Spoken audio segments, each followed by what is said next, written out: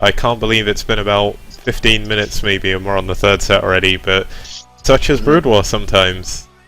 Most definitely. I had that experience recently with CPL. I think it was pretty much exactly the same thing. It was 5-pool or 6-pool proxy gate, proxy. There was a TVT where both players went BBS in the middle. That Wow. was incredible. But so I'm not going to detract from that. I'm just saying that StarCraft is it's a fickle lady. Sometimes she makes you sit through a 3-hour TVT, and sometimes it's a 5-second disconnect. In the bottom right, we have the red Protoss BoxeR. The bottom left, we have the, I'm going to say cream-colored Protoss. We got Hyuk.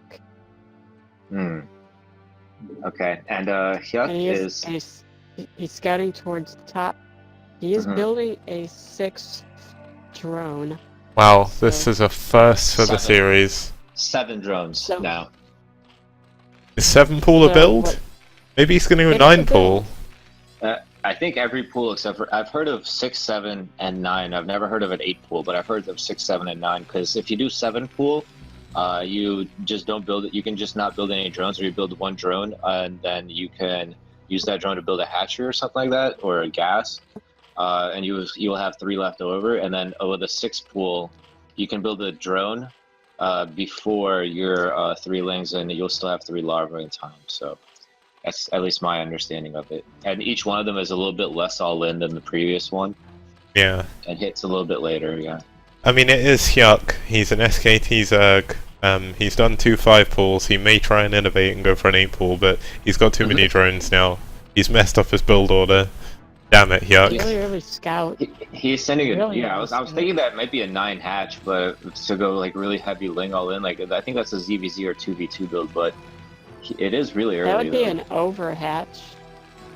BoxeR with really interesting barracks placement here as well. Rather than building it towards his wall, he's actually going to build it to the top of his base here, setting up for the later game. I think it's more setting up for the fact that Marines will spawn between the gas and the middle, so it's a lot easier to use the SCV micro to prevent Zerglings from surrounding his Marines and preventing them from popping out. So he's already expecting another 5-pool. And wow, look at what we see. Of this expansion. Look at this expansion placement. That's certainly a hidden expansion. That is something, yeah. I mean, BoxeR probably isn't going to scout there though. That's quite clever. Not for a while. He's going to check all the mains, so that's actually probably the best place you can hide a base. And another thing is he's lucky to not place it in the way of the Terran player. If Terran had spawned vertically from him, where the fantasy player spawned on this map and the series that we just saw against Stork, then this hatch could be under a lot of danger. But where it is now, it's relatively safe, I feel. The other strange thing is, the Zerg Overlord doesn't actually go to try and scout out the main. He's just going to sit above this almost third base middle bit. I guess if you go too close to the main, you'll get your Overlord sniped, but he may not even see the SCV, so he does actually send a drone scout out as well. That's not a bad issue. I think that keeps things looking normal. You know, oh, there's a drone scout. You know, that means that everything's okay, kind of like before. And I think that the Overlord was there just in case. So like the drone scout will find out where the Terran is actually located, and then the Overlord would be able to stay there if the Terran is actually located there. Yeah, so revealing his position. We do see a lair off of 2 base as well, or 2 hatcheries. So he will be going for a 2 hatchery play here. Oh my goodness. You know what? If he's gonna put down a Hydrogen, he'd put it down at the hidden base. Yeah, most definitely. And it's already past that time, I believe. Yeah, it is. Muteless is quite strong on this map because the 2 bases are separated from each other. There's actually the cliff above the natural minerals, so the mutants can actually do quite a lot of damage just sort of bouncing back and forth there. It's really hard to build turrets as well to cover everything on this map. I think the trick... I wonder how he's going to keep the Terran out of his base, though. I think that the trick behind this build more than anything is that the Terran's going to expect like 3 Mutalisks at a time, but he's actually going to get 6. So he's hoping that the Terran doesn't, that the Terran undercommits on anti-air. But I mirror your concern, Nina, in that if any sort of marine aggression right now with like even just 2 medics and stim would hurt him a lot, I think. And I mean, BoxeR did go 2 racks. He's adding his academy on quite late though, so he is doing a 2 rack expand.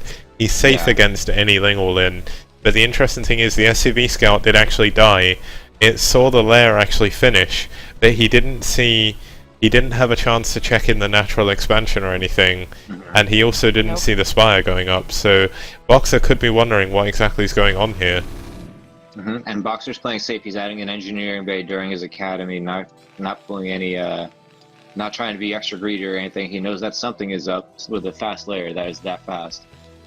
And we see a bunker coming up as well, so he's playing super safe here. I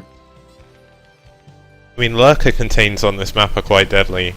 You can actually, I know he's not going for Lurker contain, but there's 2 very small chokes out of your own 2 bases, so you could get stuck here for quite a while as Terran, if he'd have chosen to go that way. I prefer to see a Lurker contain over this. Yeah, mute is almost questionable, but... Once the Terran's able to move out, it's going to be so hard to keep him out. Well, it's going to be hard for the Zerg to keep the Terran out of his base. Yeah, BoxeR is actually playing really safe as well. He's used his engineering bay, he's not upgrading from it straight away. He's actually used it to create a semi-wall in the bottom as well, so... In case there's like a 2-centimeter drop, that's why he's also putting the depot to the side as well, I think. Yeah, because he still hasn't seen the spire. And now he sees the mute lists. Oh yeah, he's putting a spotter depot there, so he thought it was a... There's no turrets yet though, this could do a lot of damage. BoxeR most definitely experienced with the cheesy nature of StarCraft here. Showing some great mutomicro here. So far picked off quite a few units.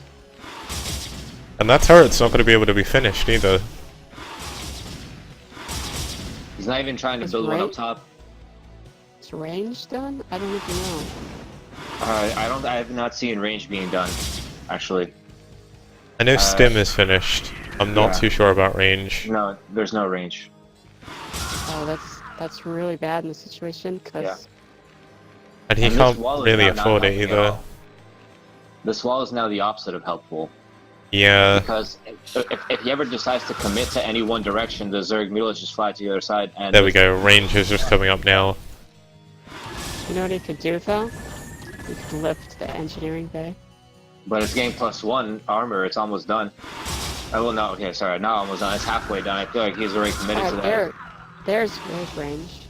It's getting range now. Yeah. But I feel like it's too late, because now his marine count is so low. Yeah, he does have 2 bunkers. One volley. Seeing that though, he does have 2 bunkers and some of them have fire bats in, so this big Ling attack that's brewing outside of his main isn't going to really be able to do too much. Trouble is, the mutelists are on top of the barracks. Oh, Stimmin put back in, but he's targeting only 1 at a time, and that's going to be dangerous. If the Lings get inside the natural... The bottom bunker couldn't... oh my god. He couldn't cover the top bunker, yeah. Yeah, it didn't cover the top bunker. Oh my god, 2-1. Wow. 2-1 and some incredibly quick games. I mean, BoxeR was known for his games ending very quickly, but usually it was in his favor, so... Yuck. I'm not going to say that joke again because that's played out already, but